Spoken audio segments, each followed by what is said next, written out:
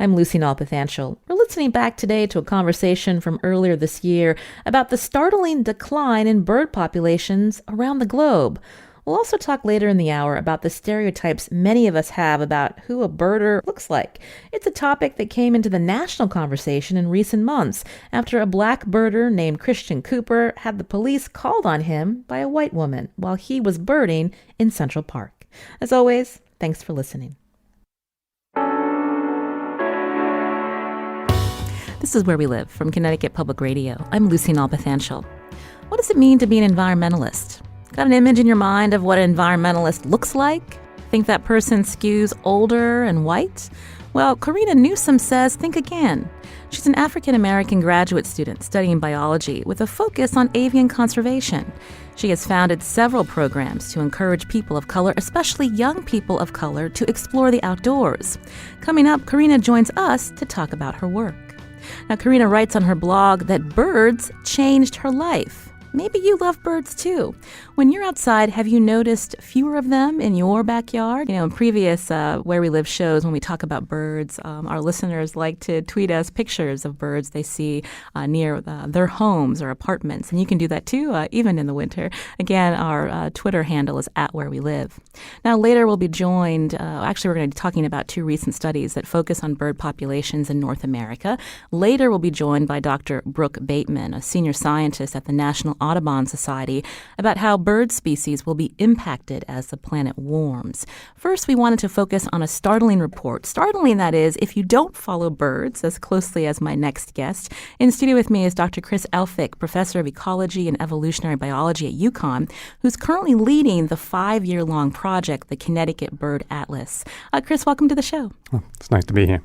Coming up, we're going to be talking about the Connecticut Bird Atlas, but I wanted to start off talking about the journal Science, this study that was published in the fall. People probably saw the headlines that found a 29% drop in the overall population of birds in North America since 1970.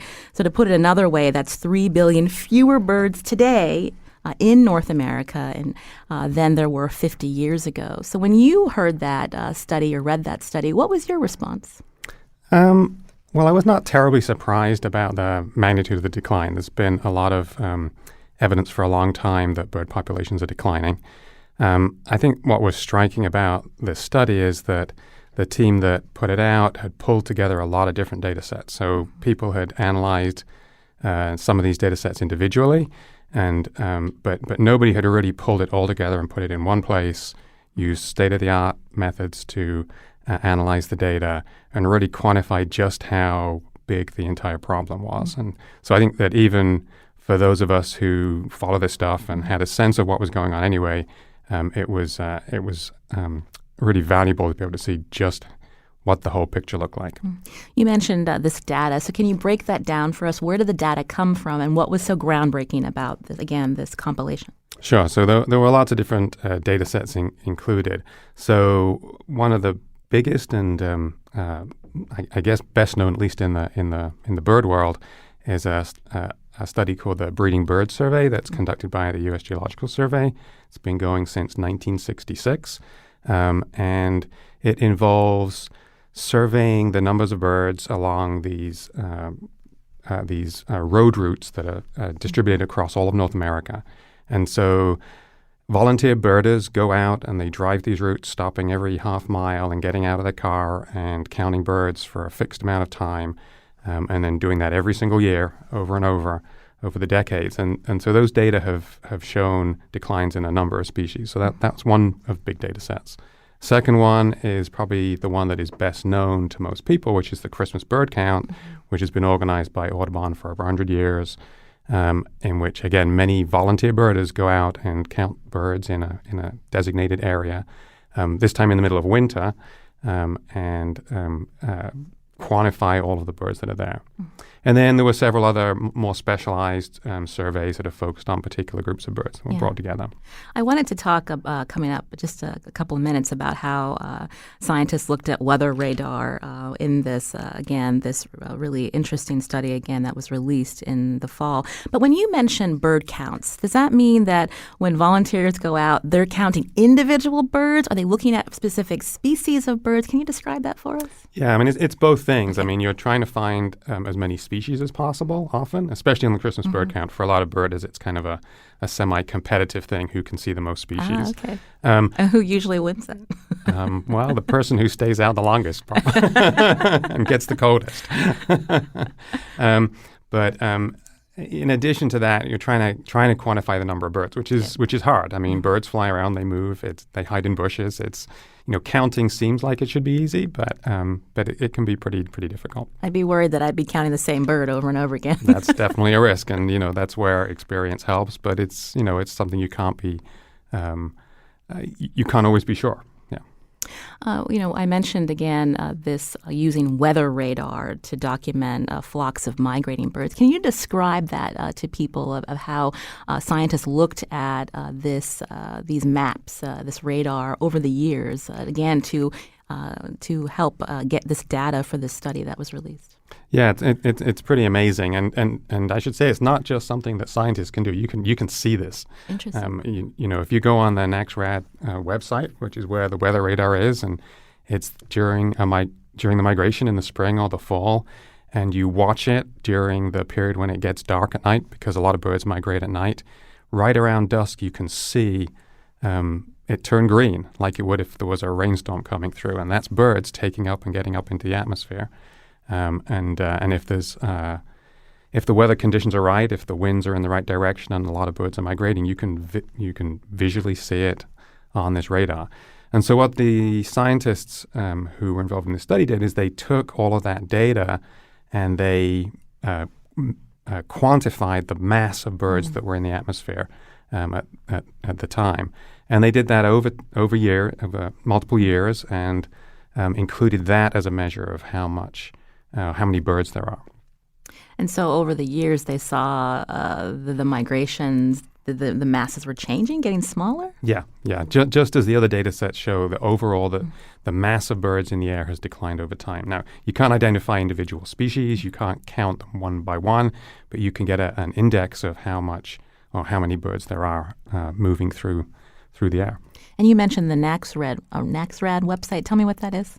NAXRAD is a kind of radar, and so if you go on, weather.gov, which is the government's weather site, or any weather site, they're all using the same data, so you can just see it. My guest in studio with me is Dr. Chris Elphick, professor of ecology and evolutionary biology at UConn. As we talk about this study that was published in the journal Science in late fall, finding that there are 3 billion fewer birds in North America over the last half century. You've probably seen the headlines. So when we think about the factors that are causing these bird populations in North America to decline, can you walk us through the biggest factors, Chris? Sure. Well, the number one is habitat loss. There are a number of things that are playing into the decline, but habitat loss is by far the most widespread thing that affects the greatest number of species. Other things that matter, things that we do that cause birds to die. So the use of pesticides. In some cases, over-harvest, although that's not really a problem for the most part in North America because we have very well-regulated hunting activities. In fact, some of the big success stories in conservation are hunted species because many of the species that are doing well are species that hunters have been, funding conservation for. In the science study, the one group that is doing particularly well are waterfowl, ducks and geese, and that's partly because hunters have funded an awful lot of wetland restoration and wetland creation work, and that has helped recover many of those populations. And even though, the overall story is quite bleak, I think that one of the things people should take home is that there are successes, and this particular pattern with the waterfowl shows that if we do protect habitat and if we do restoration work, we can, bring populations back and have some successes. And when we talk about habitat loss, when we look at how our landscape has changed over the last half century, are we talking about the fact that you have a development encroaching and taking away these important tracts of land? Yeah, development for sure. I mean, most habitat loss starts out with the conversion of land for agriculture. That's not so much the case in Connecticut anymore. We now have kind of moved through that, and now we're losing agriculture. And often the agricultural land is the good bird habitat. And so, development is a big part of the problem. Again, we're going to be talking with the National Audubon Society about how climate change can further exacerbate what scientists know now, and that is that there are fewer bird species that are doing well in North America. I was curious, because we're in Connecticut, Chris, if you could talk about some of the bird species maybe that you study that are of particular concern because of habitat loss. Mm-hmm. Well, unfortunately, there's a lot of species that are declining in Connecticut or that are in trouble. The one that I know the most about is a bird called the salt marsh sparrow, which occurs in coastal marshes along the east coast of North America. And these marshes are changing. They're changing very dramatically, largely due to them getting wetter and wetter, which we think is due to sea level rise. And that is affecting all of the birds that live in them, but the salt marsh sparrow is probably the most vulnerable. Over the last 20 or so years, they have declined by about 75%, so we have only a quarter of the salt marsh sparrows that we had in the 1990s. And we predict that they're going to be extinct by the middle of this century. So that's one example. It's a particularly bleak one, but there are many other species that have declined. A lot of species associated with grassland habitats have declined, like the eastern meadowlark is almost entirely gone from the state. Grasshopper sparrow is another species that is now just found in 2 or 3 locations. Species associated with what an ecologist would call an early successional habitat, so kind of the scrubby, bushy areas that grow as forest starts to regenerate. The species that are found in those habitats have generally declined, things like field sparrow and prairie warbler, and a number of other species. The robin is a Connecticut state bird. It's something that we think of that is quite abundant, but given this study in journal Science, are robins and blue jays the ones that we see most often also in a bad place? Well, a number of common species are declining, and I think that's one thing that was perhaps surprising for a lot of people about this study, is that many common species, even species that are introduced here that some people think of as a problem, like house sparrows and starlings, which you can see in the cities in big flocks, even those species have declined dramatically. And some people have argued that, well, if a lot of the decline is the common species, that's not such a big deal because they're common. The flip side is that if even the common species are declining, if even species like house sparrow and starlings, which are some of the we think of as the winners in the world, in the bird world, if those species are declining, then that speaks to something much more problematic going on in the environment. It's not just a few birds. There's some big changes happening. And we really need to know what that is because it probably has repercussions for us. Before I take a call, could you quickly talk about the repercussions for us? Why these bird species are vital to ecosystems? Well, birds play lots of roles. I mean, I think they're valuable to us in a number of ways. I mean, they're valuable in an aesthetic sense. I mean, people just like nature. They like to see birds, so that's good. But they also have often economic value as well. The ecotourism industry, the extent to which people spend money when they go bird watching, the amount of money people spend on birdseed, you add it all up, it's billions of dollars in the economy. Mm-hmm. So there's real value there. And then birds also play a service role, if you like, in the environment. They eat insects. There are a number of studies now that show that the predation on insect pests in agricultural systems can be quite valuable to farmers, and there are a number of other things of that type. So, Laura's calling from New Haven. Laura, you're on the show. Hi. My comment is that we need to be very careful about putting artificial turf on our soil and about spraying pesticides because we're wrecking bird habitats. And I live in New Haven, which I'm told is one of the two most important bird migration stops in the Northeast. Thank you. Thank you, Laura, for bringing up that point. And I believe Chris also mentioned pesticide use earlier. Yeah, I mean, pesticide use is certainly a concern. I think in some ways things have gotten a lot better. There are certainly some very bad pesticides that we don't use anymore. But there are also a lot of new pesticides that we don't really understand the effects of very well. And so there's been a lot of discussion about the effects of pesticides on insects, which, of course, are important food for birds. There's conflicting evidence. And a big part of the problem is we just don't understand the effects that these chemicals have, and yet we often use them and frequently use them without very careful control until we really understand those effects. My guest is Chris Elphick, professor of ecology and evolutionary biology at UConn, currently leading the 5-year-long project, the Connecticut Bird Atlas. We're going to talk about that coming up. We also want to talk about how our warming planet will further impact bird species in North America. Have you noticed fewer birds where you live? Join the conversation at Where We Live.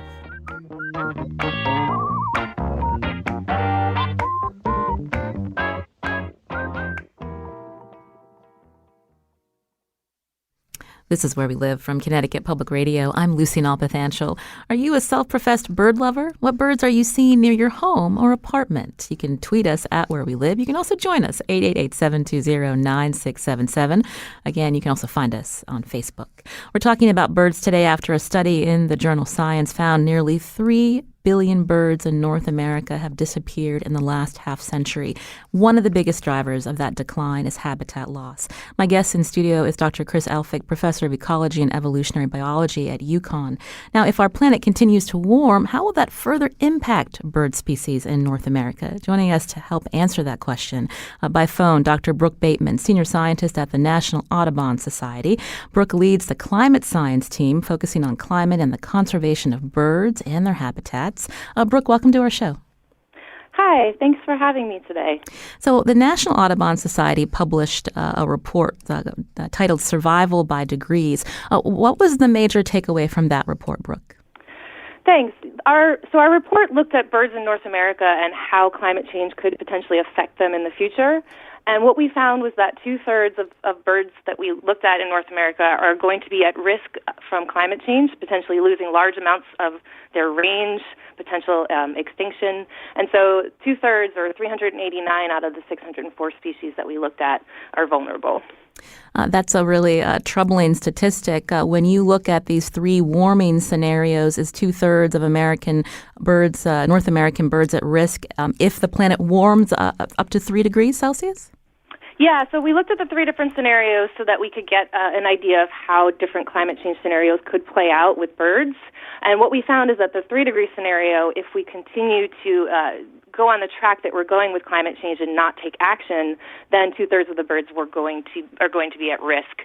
However, when we look at the 1.5-degree scenario, if we are able to curb our emissions and reduce the amount of greenhouse gases and really take action on climate change, then 75% of those birds will be better off. They'll have less range loss, and all across the board, our species will be doing better. Brooke, when our listeners and others hear about habitat loss being the driving factor, maybe walk us through that a little bit more. So when birds experience habitat loss, how do they try to adapt? Yeah, so habitat loss is a huge issue, and the landscape across North America, across the world, is very different from a landscape that they would have seen prior to humans. And so there's habitat loss, there's fragmentation, where what used to be a grassland is now considered an agricultural field, and it's not the appropriate habitat for them. So when we look into the past, the study that came out that says that we've lost 3 billion birds, habitat loss and the other things that Chris already mentioned are a huge part of that. But climate change is a threat multiplier, and so when we look into the future, this is going to cause a lot of problems. So birds are already facing a lot of issues. And then with climate change, they're going to have to shift to these new locations. But it's not necessarily going to be the appropriate habitat because of all this habitat loss. They might have to move into a new area because the climate conditions are ideal. But again, they're going to face these changes. It might be a city or an agricultural field, and it's not the appropriate location for them. Mm. Again, I mentioned Chris Elphick is in studio with me. When we hear that birds are shifting further north, are there particular bird species that we're seeing in Connecticut that we haven't seen before because of them trying to adapt? Oh, I mean, for sure. I mean, and this is not something that's just starting right now. I mean, you go back 100 years, there were no cardinals in Connecticut. There were no tufted titmice. There were no red-bellied woodpeckers. There were no Carolina wrens. I saw or heard all of those species just this morning. That is something that's been going on for a number of years. More recently, we're seeing shifts of species into the state. Just in the 20 years that I've lived in Connecticut, when I arrived here, a bird like the black vulture was a rare bird in Connecticut. You could occasionally see them along the coast. Mm. I routinely see 20 or 30 circling over Willimantic as I drive through today. You see them all over the state. And that is, again, it's a species that was right at the northern edge of its geographic range, just south of Connecticut, and it has just gradually shifted north as things have warmed. Mm. And at the same time, those are increases, but we're also seeing species disappear from the state. And some of the declines locally are probably due to climate change. Canada warbler is one that we've found that used to be quite common in forests across much of the state, and it's just not there, except in a few locations now. We've been really, with the Atlas project, been really quite surprised at just how few places Canada warblers seem to remain. And again, that's a bird that was at the southern edge of its range, and as its range shifts north as the planet warms, it's just moving out of the region. Mm. Brooke Bateman, going back to the National Audubon Society report, I thought it was interesting that on the website, and we can tweet out a link to that website, listeners can put in their zip code, and it shows these 3 warming scenarios. Again, what birds currently are at risk and what will happen if they become more vulnerable. Can you walk us through some of the birds in Connecticut? I think there's a couple of the American goldfinch, the American black duck, the eastern whippoorwill. Again, these are all bird species that as the planet warms, they become increasingly vulnerable. Yeah, so the website, you can go, like you said, and put your zip code in, and you can see which birds are going to be affected in your zip code. You can also look per state.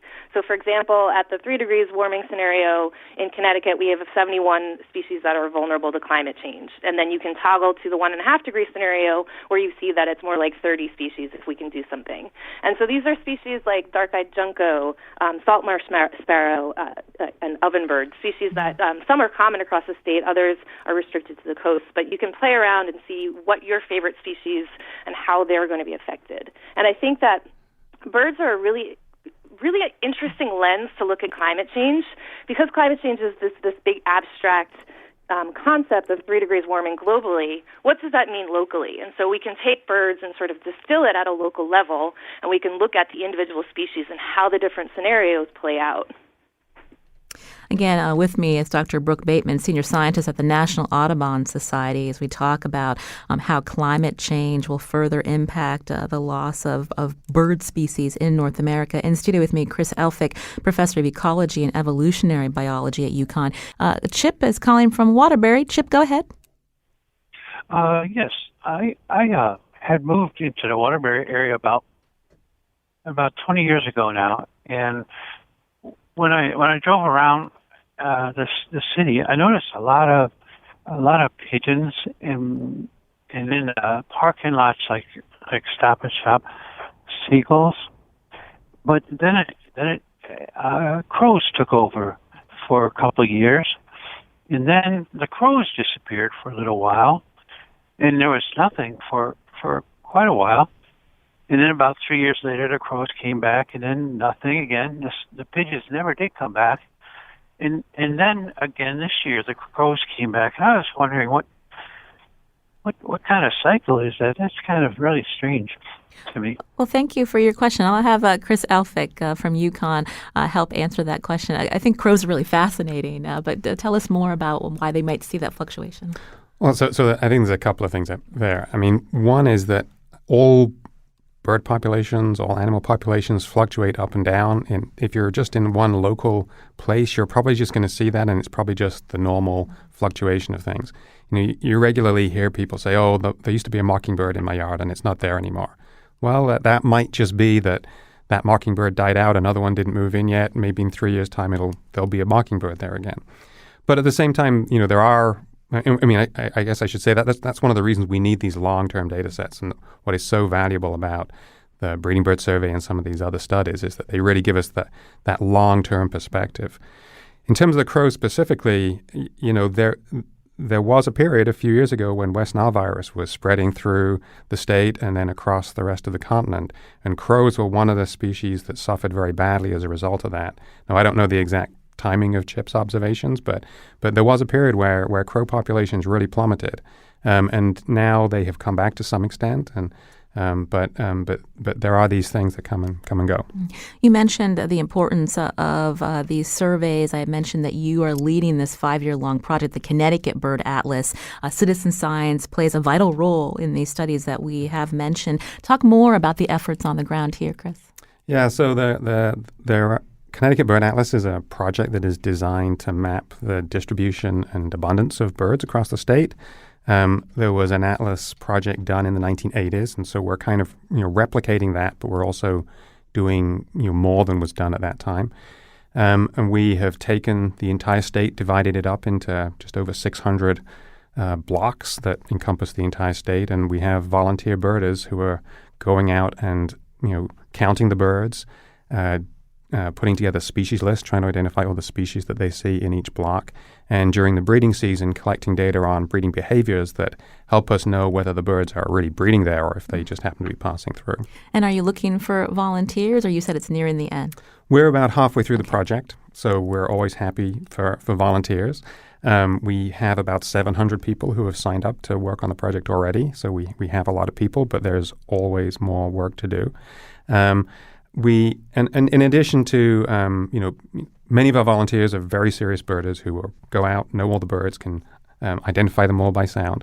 But I want to stress that even if there's a robin nesting in your yard, or you've got a great horned owl that you hear hooting at night, those records are very valuable, because you might live in a place that is somewhere where there isn't a birder, or there isn't someone who knows all the bird songs, and especially for some of the harder to detect species like owls. I mean, it's very hard to get good information on species like owls because they're not active during the day, but lots of people hear them at night because they just happen to live there, and it's relatively easy to recognize their calls. So those kinds of records are particularly valuable from just about anybody.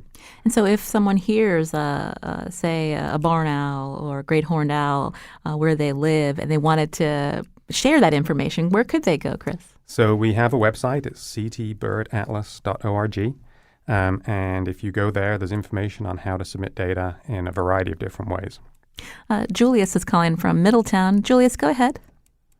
Yes. I'm concerned about the predation of birds by domestic cats whose owners let them run free.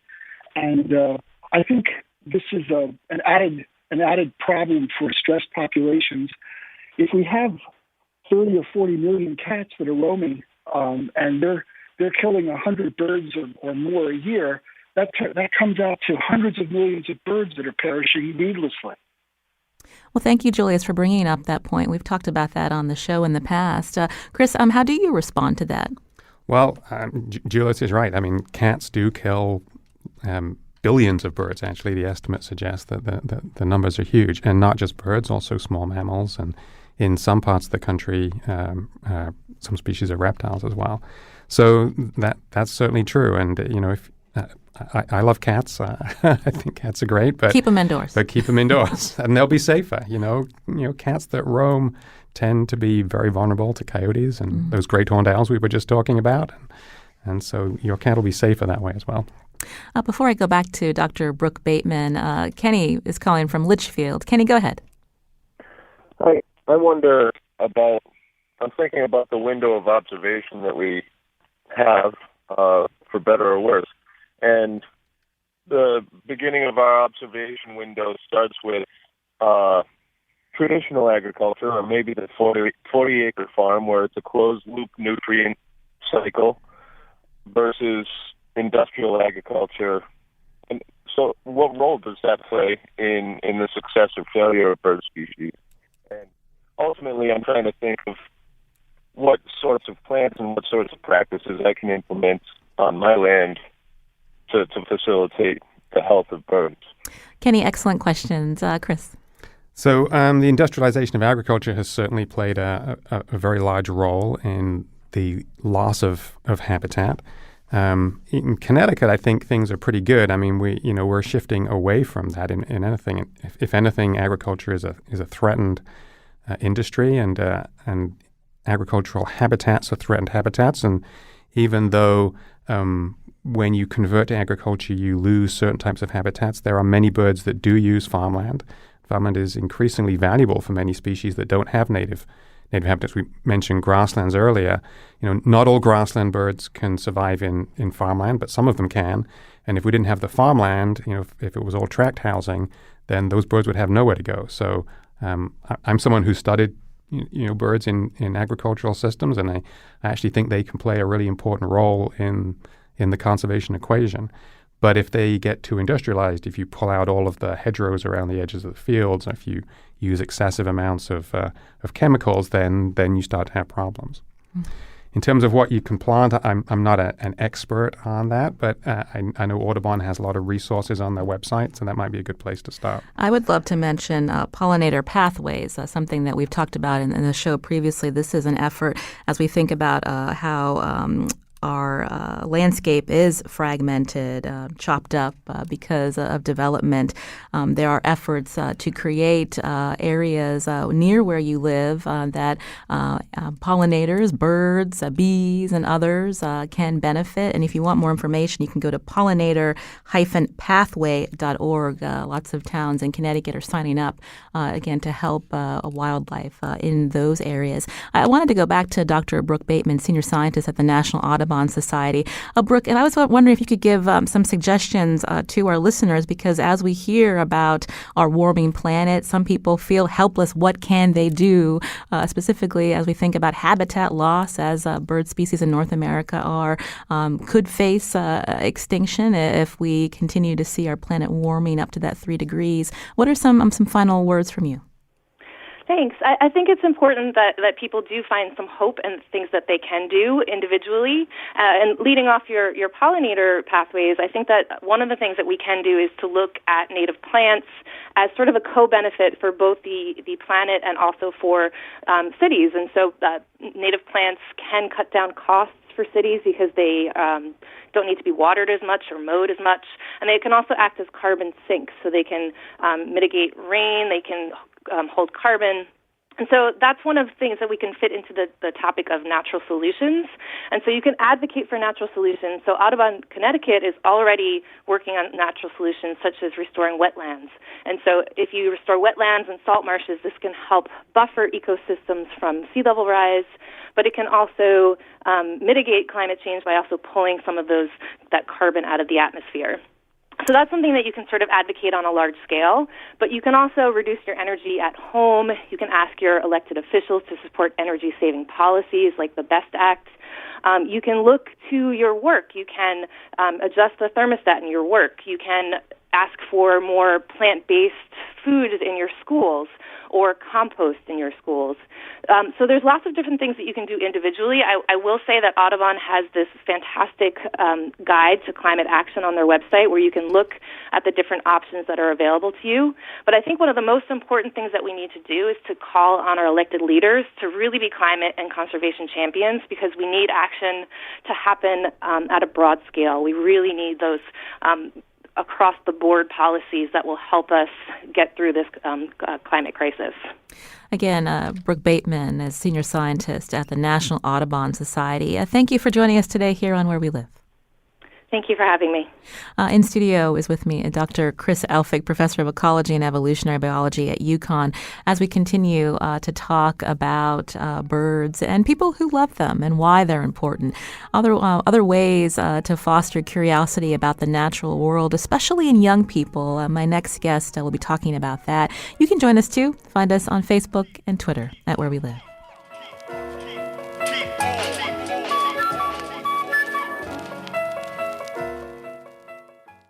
This is Where We Live on Connecticut Public Radio. I'm Lucy Nalpathanchel. We're listening back to an episode we recorded earlier this year about birds. During the show, we met Corina Newsome. She's an African-American graduate student studying avian biology, and she's an avid birder. The experience of black birders has come into the national spotlight after a black man named Christian Cooper had the police called on him by a white woman while he was birding in New York Central Park. Corina Newsome was one of a number of young African-American birders who organized Black Birders Week recently. The week was aimed at creating a space to give black naturalists visibility within the birding community, which is often seen as a predominantly white activity. Through the Black Birders movement on social media, Newsome has been a leading voice in calling out racism within naturalist communities and arguing nature should be for everyone. Here's my conversation with Corina from January of this year. Corina, welcome to our show. Hi, Lucy. Thank you so much for having me. So I understand that you call yourself the hood naturalist. Tell us why. Yeah, well, at first it was kind of a joke, just a catchy name to put on Twitter. But then the reason why I chose that name is because I am from Philadelphia in the, as you might call, inner city, in a really urban area. So I'm from the hood. But I also take the time to look very closely at the natural world around me as much as I can find. And so that way I'm a naturalist. And so everywhere I've gone and everywhere I've lived, I've tried to look closely and encourage the people around me to look closely. So that's kind of where that name came from. We know there's not a lot of green space in places like inner city Philadelphia. So as a child, what were you drawn to?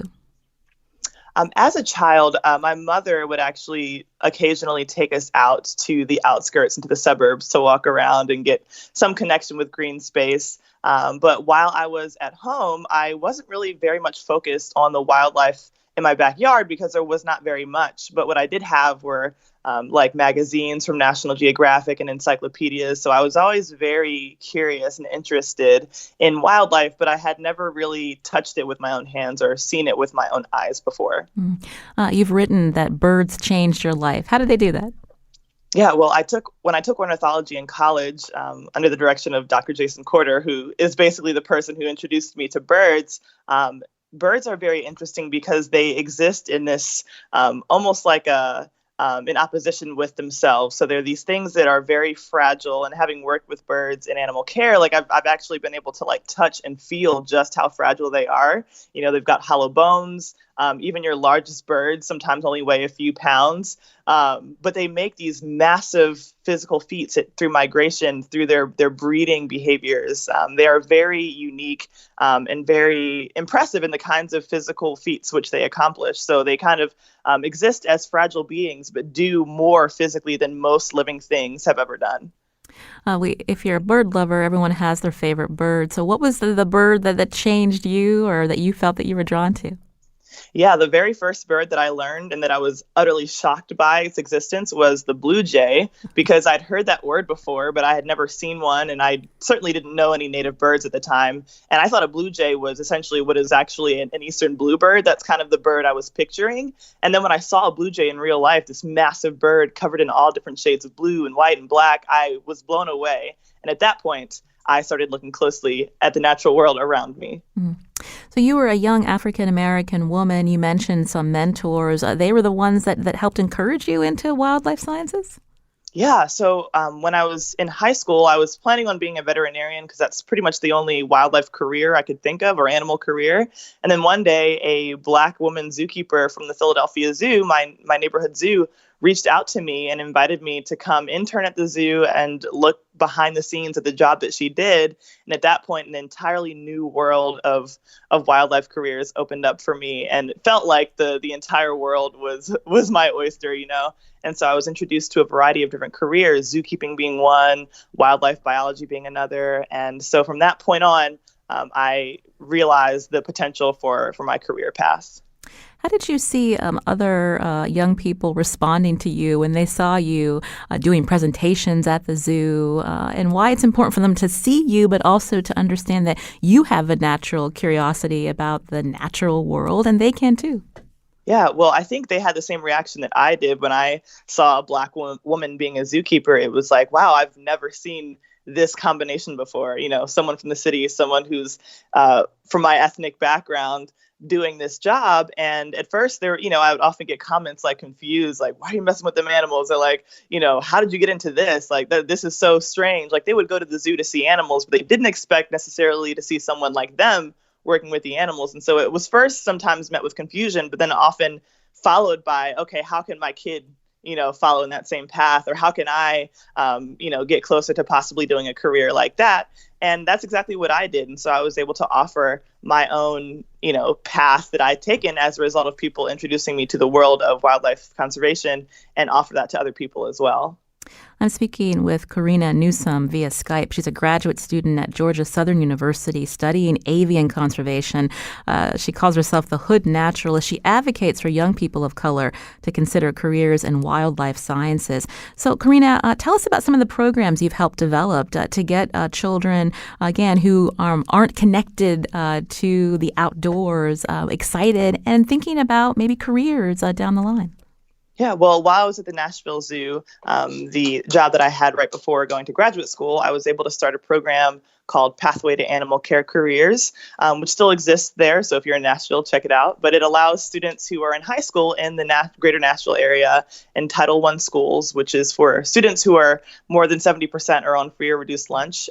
It allows them to come to the zoo for a day and shadow me or another zookeeper and participate in the activities which zookeepers do to care for their animals, as well as get a tour of the zoo to see all the different kinds of jobs that go into wildlife conservation. So not just animal care, but animal medicine, breeding species, animal nutrition, all kinds of things. And so that would be a full day of activities for the purpose of exposure.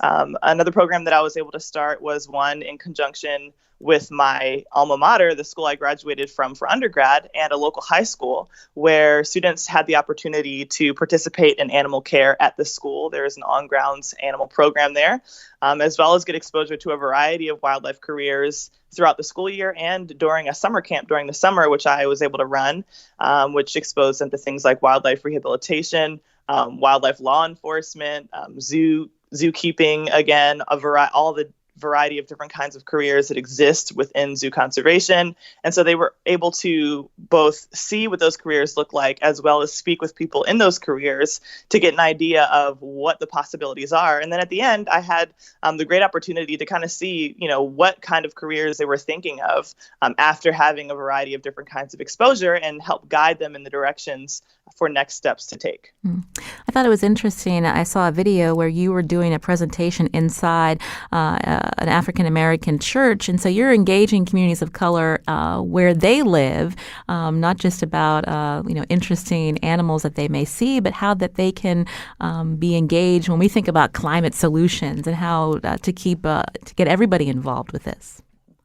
Yeah, people have to think about their entire lives when you think about climate solutions. And in particular, when it comes to the places where I've lived and where I've come from, like Black church is the hub of almost like Black culture in many places. And so I've been able to, because I grew up in that environment, I'm very familiar with it.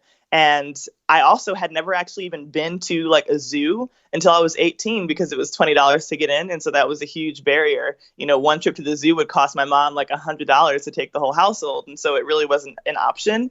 And so being able to bring those animals to my church and to the community of which I'm a part, where many of those kids can't necessarily afford to go to the zoo, certainly not very often, was a way for me to break down a barrier, an economic barrier that might hinder them from getting the exposure that I have been so lucky to have.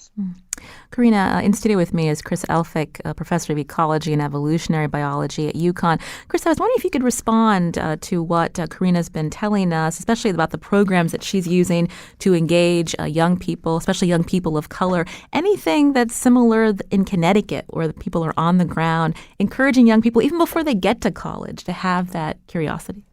Yeah, so I don't know of specific programs like the one that Corina has developed. And I mean, I don't live in a city myself, so I'm not so engaged in those things. But the department that I'm in at UConn and the Natural History Museum, which is also based at UConn, has for a number of years run these one-off events called BioBlitzes, which we've done typically every other year for a number of years. And we specifically did those in urban parks. You know, the idea of a BioBlitz is you pick a place and you try to find as many species as possible in 24 hours. So it's kind of a game, but it's also a way to, show people that there's lots, what biodiversity there is in a small space.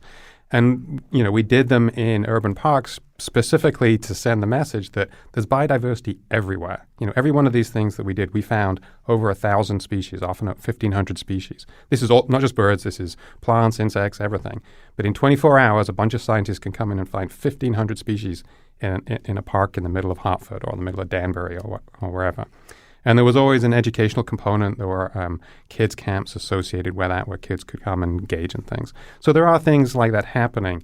But in terms of sustained, ongoing, happening all the time, I don't know, but that's probably just that I'm not the right person to ask. So we'll hopefully follow up with that here in Connecticut. But Corina, we just have a couple of minutes left. I'm wondering if you have some suggestions for maybe educators who are listening right now in Connecticut of ways to help young people, again, more time spent outside and to help them appreciate the biodiversity around us, but also maybe a future career.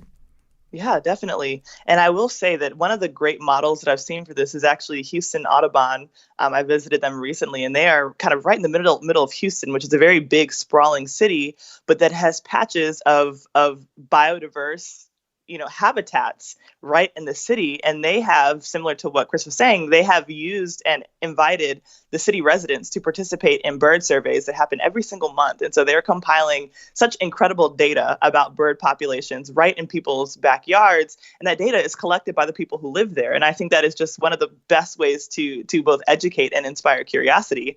So any sort of, whether it's birds or different types of creatures, if there are, organizations like Audubon societies that had the opportunity to reach out to communities, I would always encourage people to look in and reach out to people who live in urban environments who tend to be, on average, more detached or disconnected from nature than maybe people who live in more rural environments. But if you are an educator, if you are in a position to pass on information, especially to children, anytime you have the opportunity to incorporate touching the natural world in your curriculum and in the way that you're educating, that is leaps and bounds one of the most effective ways to encourage people to look around them when they leave school, when they leave that educational experience, by facilitating that connection in person. And so anytime people have the opportunity to do that, I always encourage them to, because being an educator is such a powerful and wonderful position to have, especially for young people, because not only are you inspiring connection, you're giving them exposure, which leads to questions, which, leads to saying, what is it that you do? What kind of people work here? And especially if you have connections with people who work with wildlife or in conservation, you can also make those connections. But for the average person, if you are already someone who looks around, whether you're a birder or you are an insector, I don't know if that's a name that people who look for bugs have called themselves. But if you're someone who goes outside and you are especially passionate about a particular group of animals, birders are one of the most notable ones, invite someone to come with you. So when I go birding, if I'm here in Georgia or if I'm back home in Philadelphia, no matter where I am, I always ask, when I go birding, I say, hey, do any of you, whether it's my family or my friends, come with me? And they might look at birding as kind of like a nerd activity, which is fine, but they know me and they trust me. And so me kind of using and capitalizing on the personal relationship that I have with people to draw them outdoors is something that I intend to use and that I encourage others to use as a mechanism for connecting people with the outdoors. Well, thank you. So the final words, get a nature buddy. Yes. I think that's a good suggestion. Well, Corina Newsome again joined us via Skype, graduate student at Georgia Southern University studying avian conservation. It was a pleasure to speak with you, Corina. Likewise. Thank you so much, Lucy. Also with me in studio is Chris Elphick, professor of ecology and evolutionary biology at UConn. Chris, I've been talking with my producer, Carmen Baskauf. We want to go out on a bird count with you and your colleagues, so you'll be hearing from us. Anytime. Today's show produced by Robin Doyen-Aiken, and our technical producer is Chion Wolf. Learn more about the show. Just download Where We Live on your favorite podcast app. I'm Lucy Nalpathanchel. Have a great weekend.